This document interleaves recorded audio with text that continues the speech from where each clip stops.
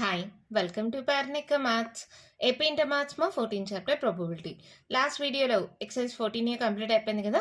ఈ వీడియోలో ఎక్సైజ్ 14బికి సంబంధించిన ఇంట్రడక్షన్ అలాగే కొన్ని ఎగ్జాంపుల్ ప్రాబ్లమ్స్ చూద్దాం. నార్మల్గా ఒక ఈవెంట్ ఈ తీసుకుందామా, దానికి ప్రాబబిలిటీ కనుక్కోవాలంటే ఎలా కనుక్కుంటారు? మీరు 10th లో నేర్చుకున్నారు కదా, P of E equals to N of E by N of S, అవునా కదా? కానీ ఈ ప్రాబబిలిటీ అనేది వ్యాలిడ్ అవ్వాలంటే కొన్ని రూల్స్ని ఖచ్చితంగా ఫాలో అవ్వాలి. ఆ రూల్స్ ఏంటో చూద్దాం. P0 less than or equals to P of WI less than or equals to 1 for each WI belongs to S. అంటే ఏంటంటే ఈ ప్రాబబిలిటీ వాల్యూ అనేది 0కి 1కి మధ్యలో ఉండాలి, లేదా 0కి 1కి ఈక్వల్ అవ్వాలి. అంతేగాని నెగిటివ్ వాల్యూస్ 1 కంటే పెద్దగా అలా ఉండకూడదు. ఇలా అయితేనే ప్రాబబిలిటీ అనేది వ్యాలిడ్ అవుతుంది. ఓకేనా? ఇక్కడ డబ్ల్యూఐ బదులుగా ఈ అనుకోండి, ఓకేనా? ఈ బదులుగా డబ్ల్యూఐ అనుకోండి, ఓకేనా? నెక్స్ట్ ఒక వాల్యూస్ కనుక్కుంటూ వస్తారు probabilities. Some of all the probabilities equals to 1 అయితేనే అది వ్యాలిడ్ అవుతుంది. So P of W1 plus P of W2 plus and so on P of Wn equals to 1 అయినప్పుడు మాత్రమే ప్రాబబిలిటీ అనేది వ్యాలిడ్ అవుతుంది. For any event A, P of A equals to sigma P of WI where WI belongs to A. అంటే ఏంటి? ఇప్పుడు ఒక చిన్న example తీసుకుందాం. 3 కాయిన్స్ని ఒకేసారి టాస్ చేసాము అనుకుందాము. A be the event of getting 1 head. ఒక హెడ్ ఎగ్జాక్ట్లీ 1 హెడ్ అంటే ఏమేమి వస్తాయి? హెచ్టిటి, టిహెచ్టి, టిటిహెచ్, అవునా? ఇప్పుడు probability of A equals to probability of H T T plus probability of T H T plus probability of T T H. దీని మీనింగ్ అదే. వీటి సమ్ చేస్తే ప్రాబబిలిటీ ఆఫ్ ఏ వస్తుంది. అలాగే P of A equals to sigma అంటే వీటి యొక్క సమ్, P of WA, ఇలా ఈవెంట్స్ అన్నిటిని యాడ్ చేస్తే P of A వస్తుంది. ఇది ఒక చిన్న ఎగ్జాంపుల్, ఓకేనా? అర్థమైందా? ఈ 3 రూల్స్ని ఖచ్చితంగా ఫాలో అయితేనే ఆ ప్రాబబిలిటీ అనేది వ్యాలిడ్ అవుతుంది. దీన్ని ఎక్స్ప్లెయిన్ చేయడానికి ఒక చిన్న ఎగ్జాంపుల్ చూద్దాం. ఎగ్జాంపుల్ 4 మా క్వశ్చన్ చూడండి ఏమి ఇచ్చారో. Let a sample space B S equals to W1, W2 and so on W6. Which of the following assignments of probabilities to each outcomes are valid? దీంట్లో ఏవి వ్యాలిడ్ అన్నారు. ఇది ఏ బిసిడిఈ, ఓకేనా? ఇలా ఇచ్చినారు. ఫస్ట్ ఏ చూద్దాం. వాల్యూస్ అన్నిటికీ 1/6 మా. 1/6 అంటే ఏంటి? 0 పాయింట్ సంథింగ్ వస్తుంది, అవునా? అంటే అన్ని వాల్యూస్ 0కి 1కి మధ్యలో ఉన్నాయి. Here all values are positive and less than 1, అవునా? పాజిటివ్ అంటే 0 కన్నా పెద్దవి అని, లెస్ దాన్ 1 అని చెప్పాము. తర్వాత ఇంకొక పాయింట్ కూడా వాల్యూ అవ్వాలి. ఏంటది? సమ్ ఆఫ్ ద ప్రాబబిలిటీస్ 1 అవ్వాలి. చూడండి, 1/6 plus 1/6 plus 1/6 plus 1/6 plus 1/6 plus 1/6, 1 2 3 4 5 6 మా, అవునా? అంటే ఏంటి? ఎల్సిఎం తీసుకుంటే ఏమవుతుంది? 1 plus 1 plus 1 plus 1 plus 1 plus 1, అవునా? 1 2 3 4 5 6, 6/6 that equals to 1. Sum of the probabilities 1 వచ్చింది. ప్రాబబిలిటీస్ అన్ని 0కి 1కి మధ్యలో ఉన్నాయి. ఫస్ట్ 2 కండిషన్స్ సాటిస్ఫై అయ్యాయి. దీనికి థర్డ్ కండిషన్ అవసరం లేదు, ఈ వాల్యూస్ ఇచ్చేసారు కాబట్టి. సో 2 కండిషన్స్ సాటిస్ఫై అయ్యాయి కాబట్టి therefore the assignment is, which of the following assignments of probabilities to each outcomes are valid అన్నారు కదా. therefore the assignment is valid. therefore the assignment is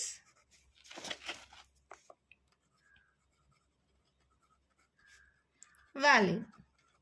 అర్థమైందా? నెక్స్ట్ అలాగే బి చూడండి. ఏంటి? 1 0లో ఉన్నాయి. ఇక్కడ 0కి 1కి ఈక్వల్స్ టు కూడా ఉంది. All values are 0 1 0. All values are either 0 or 1. Okay, అంటే వ్యాలిడ్ అనే కదా. మళ్ళీ sum of the probabilities 1 plus 0 plus 0 plus 0 plus 0 plus 0 ఎంత? Equals to 1. Sum of the probabilities 1 వచ్చింది. అన్ని వాల్యూస్ 0 కానీ 1 కానీ ఉన్నాయి. therefore the assignment is valid. First 2 conditions satisfy అయింది కదా, assignment is valid. Next c చూడండి, ఇక్కడ నెగిటివ్ వాల్యూస్ ఉన్నాయి. W5 and W6 are negative values. Negative values ఉంటాయా? 0కి 1కి మధ్యలో మాత్రమే ఉండాలి, నెగిటివ్ వాల్యూస్ ఉండకూడదు. హియర్ W5 and W6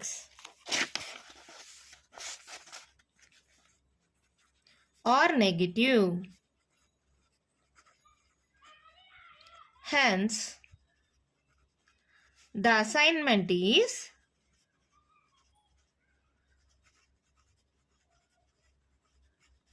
ఏం చెప్పాలి?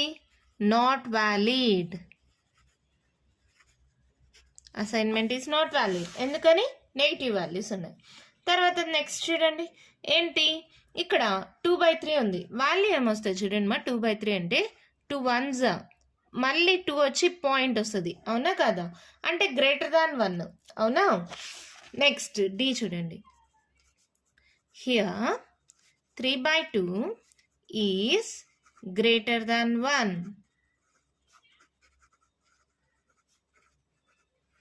Hence, the assignment is invalid.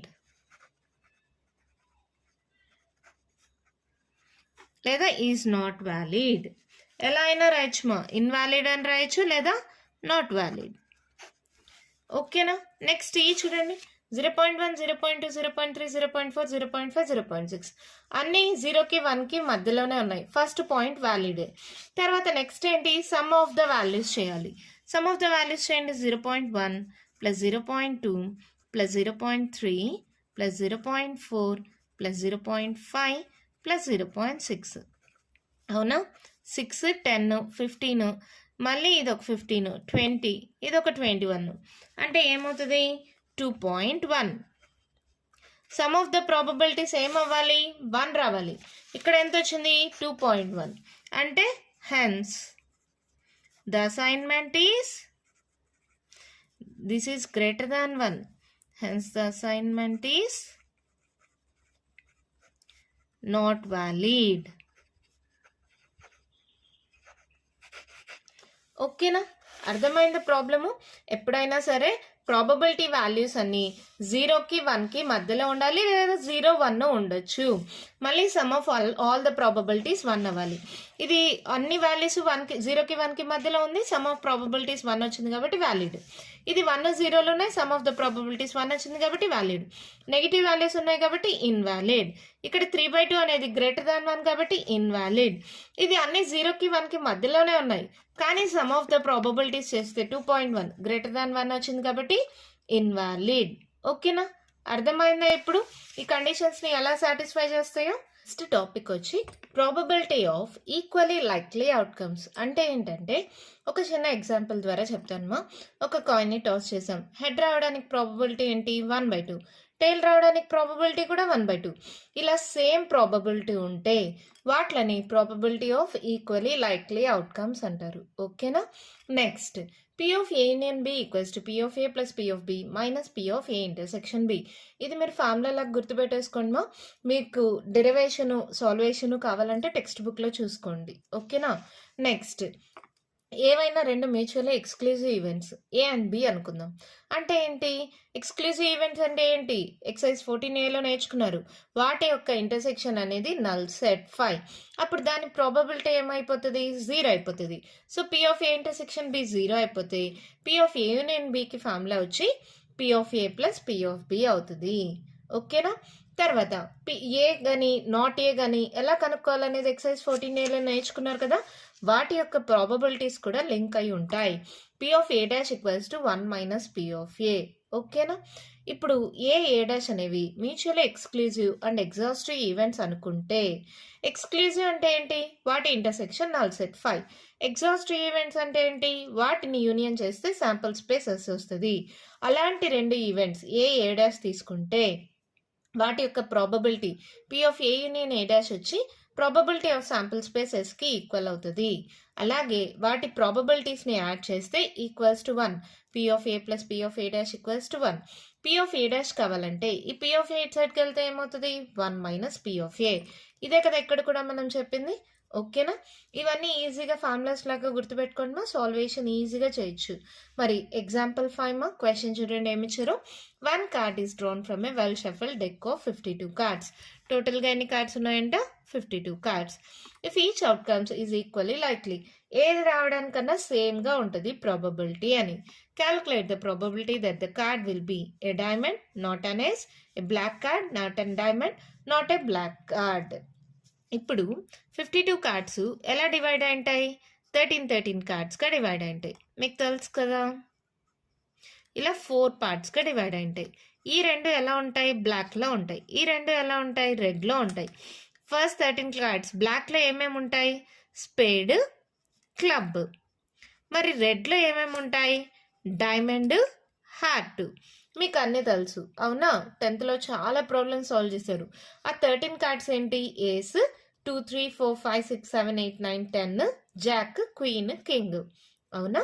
ఇప్పుడు చూడండి ఫస్ట్ క్వశ్చన్. నేను స్టెప్స్ రాయట్లేదు మా, డైరెక్ట్గా సాల్వేషన్ చేస్తాను. ఓకేనా? లెట్ ఈ B the event of getting A diamond card అనుకుందాం. అప్పుడు ప్రాబబిలిటీ పి ఆఫ్ ఈ ఈక్వల్స్ టు ఏంటి? ఎన్ ఆఫ్ ఈ బై ఎన్ ఆఫ్ ఎస్.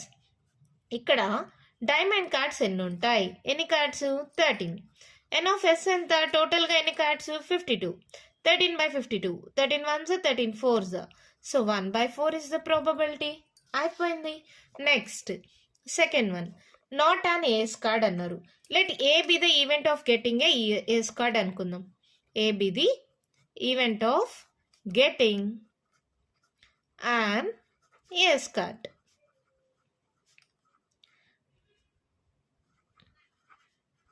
అప్పుడు P of A ఏమవుతుందమ్మా?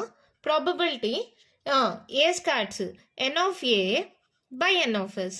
Ace cards ఎన్ని ఉంటాయి? దీంట్లో ఒకటి, దీంట్లో ఒకటి, దీంట్లో ఒకటి, దీంట్లో ఒకటి. So 4 by 52. అవునా? 4 ones 4. దీనికి క్యారీ ఆన్ ఇస్తే 4 3s 12. అవునా? సో 1/13. ఇదేంటిది? Getting an ace card. వాళ్ళు ఏం అడిగారు? Not an ace. అంటే పి ఆఫ్ ఏ డాష్ ఏమవుతుంది?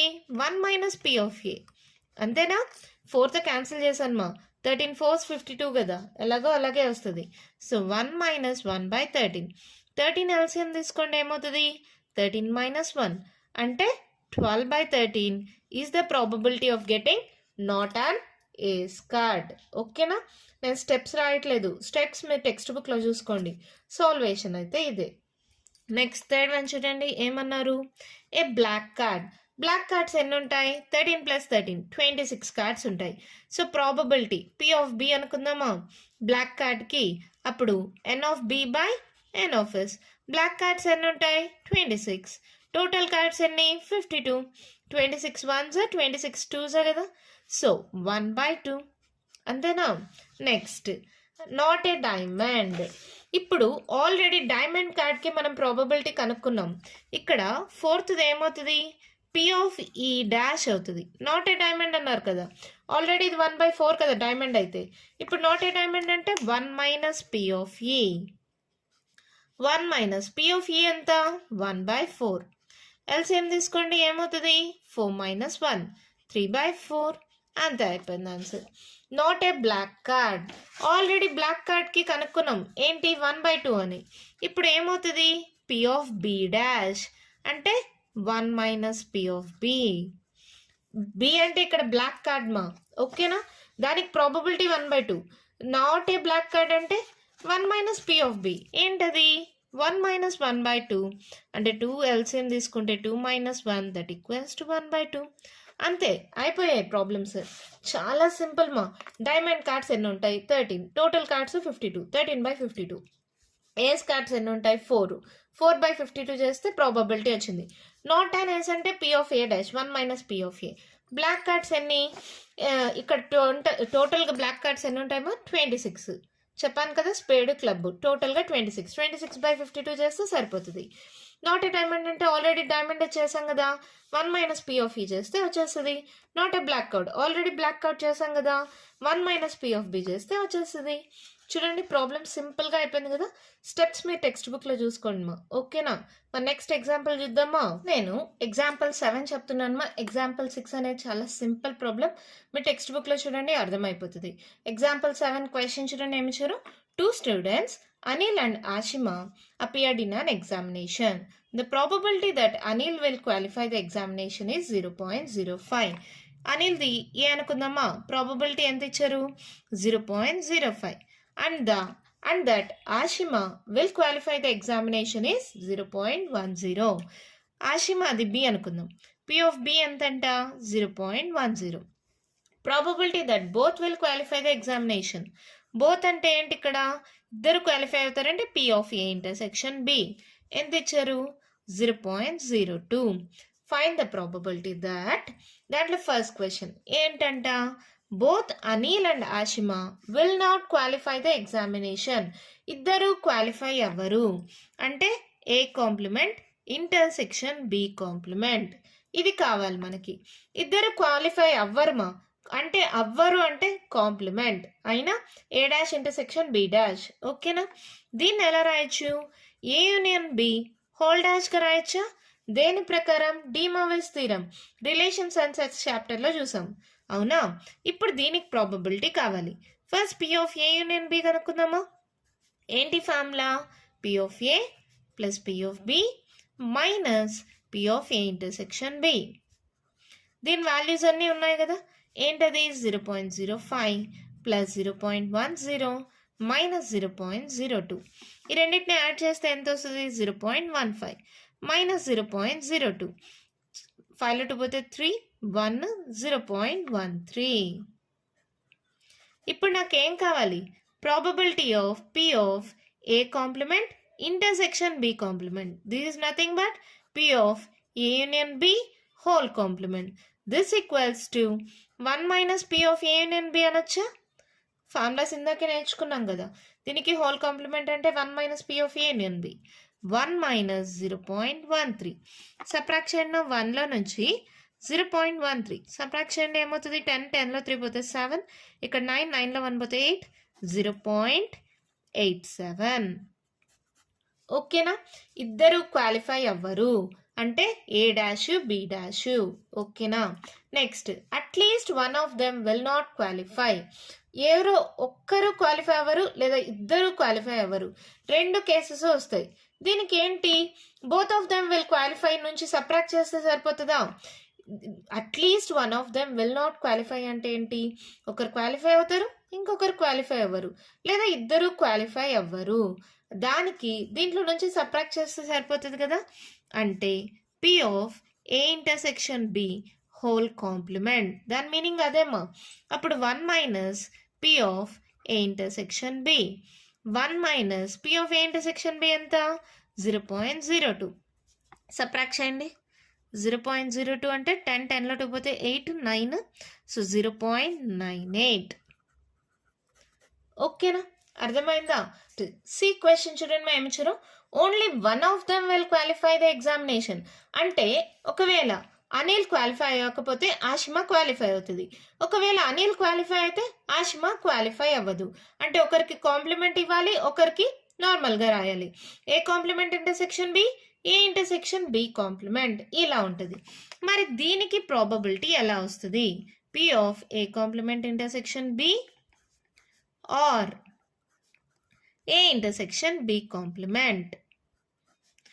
ఇలా ఉన్నప్పుడు ఇందాకే చెప్పాం, ఇట్లా ప్రాబబిలిటీస్ ఉన్నప్పుడు వాటిని యాడ్ చేస్తే సరిపోతుందని. So P of A complement intersection B plus P of A intersection B complement. దీని వాల్యూ కనుక్కుంటే సరిపోతుంది. ఏ కాంప్లిమెంట్ అంటే అనిల్ క్వాలిఫై అవ్వలేదు, ఇక్కడ ఎవరు ఆషిమా ఒక్కటే క్వాలిఫై అయింది అంటే P of B. P of Bలో నుంచి వీటి యొక్క ఇంటర్సెక్షన్ ఉంది కదా P of A intersection B, దాన్ని సబ్ట్రాక్ట్ చేసేయండి. P of A intersection B అంటే దీని మీనింగ్ ఏంటి, ఆషిమా ఒక్కటే క్వాలిఫై అయింది. ఇక్కడ చూడండి దీన్ని ఎలా చేస్తాం, అనిల్ ఒక్కరే క్వాలిఫై అయ్యారు, దాంట్లో నుంచి ఇంటర్సెక్షన్ని సబ్ట్రాక్ట్ చేసేసేయండి.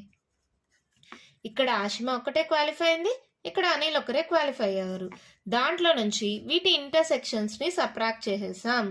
సరిపోయిందా? ఇప్పుడు పి ఆఫ్ బి వాల్యూ ఎంత? 0.10 మైనస్ ఇంటర్సెక్షన్ ఎంత? 0.02 ప్లస్ పి ఆఫ్ ఏ ఎంత? 0.05 మైనస్ 0.02. ఈ రెండు అడిషన్ కదా, యాడ్ చేసుకోండి ఏమవుతుంది? 0.15. ఈ రెండు సబ్ట్రాక్షన్ కదా, రెండు యాడ్ చేసుకోండి ఏమవుతుంది? 0.04. ఇప్పుడు ఈ రెండింటిని సబ్ట్రాక్ట్ చేయండి. 5లో 4 పోతే 1, 1లో so 0.11. This is the probability that only 1 will qualify the examination. ఇక్కడ చూడండి, ఏ కాంప్లిమెంట్ అంటే అనిల్ క్వాలిఫై అవ్వలేదు, ఇక్కడ ఆషిమా క్వాలిఫై అవ్వలేదు, వాటికి ఇంటర్సెక్షన్. ఇక్కడ అనిల్ క్వాలిఫై అవ్వలేదు కాబట్టి ఇక్కడ ఆషిమాది ఒక్కటే తీసుకుంటాం. పి ఆఫ్ బిలో నుంచి వాటి యొక్క ఇంటర్సెక్షన్ని సబ్ట్రాక్ట్ చేస్తాం. ఇక్కడ అనిల్ క్వాలిఫై అయ్యారు కాబట్టి వాటి నుంచి వాటి ఇంటర్సెక్షన్ని సబ్ట్రాక్ట్ చేస్తే వాల్యూ వస్తుంది. అర్థమైందా ప్రాబ్లం? ఓకేనా? లేదు మాకు ఇవన్నీ అర్థం కాలేదంటే జస్ట్ ఒక్కటే గుర్తుపెట్టుకోండి మా, ఇది కాంప్లిమెంట్ ఉంది కాబట్టి పి ఆఫ్ బి ఫార్ములా లాగా గుర్తుపెట్టేసుకోండి. P of A dash intersection B అంటే P of B minus P of A intersection B. ఇక్కడ బి డాష్ ఉంది కాబట్టి P of A minus P of A intersection B. ఇలా అయితే సింపుల్గా గుర్తుపెట్టుకోవచ్చా? అర్థమైందా? మన నెక్స్ట్ ప్రాబ్లం చూద్దామా? ఎగ్జాంపుల్ 8 మా క్వశ్చన్ చూడండి ఏమి ఇచ్చారు. ఏ committee of 2 persons is selected from 2 men and 2 women. What is the probability that the committee will have no man, 1 man, 2 men? ఇక్కడ మీరు గమనిస్తే సెలెక్షన్ అని వచ్చింది. సెలెక్షన్ 2 men 2 women నుంచి 2 personsని సెలెక్ట్ చేయాలి. అంటే ఇది దేని కింద వస్తుంది? ప్రాబబిలిటీ అండ్ కాంబినేషన్స్లో కాంబినేషన్స్ కిందకి వస్తుంది. అంటే ఇక్కడ ఎన్ ఆఫ్ ఎస్ ఏమవుతుంది? టోటల్గా ఎంతమంది ఉన్నారు? 2 men 2 women, టోటల్గా 4 మెంబర్స్లో నుంచి మనం ఎంతమందిని సెలెక్ట్ చేయాలి? 2 persons. సో ఏమవుతుంది? ఎన్ ఆఫ్ ఎస్ 4c2. ఓకేనా? 4 మెంబర్స్లో 2 మెంబర్స్ సెలెక్ట్ చేయాలమ్మా. అది మెన్ ఉమెన్ పక్కన పెట్టేసేయండి. 4లో ఇద్దరిని సెలెక్ట్ చేయాలి కాబట్టి ఎన్ ఆఫ్ ఎస్ అనేది 4c2 అవుతుంది. ఇప్పుడు ఏ తీసుకోండి, నో మ్యాన్ అన్నారు.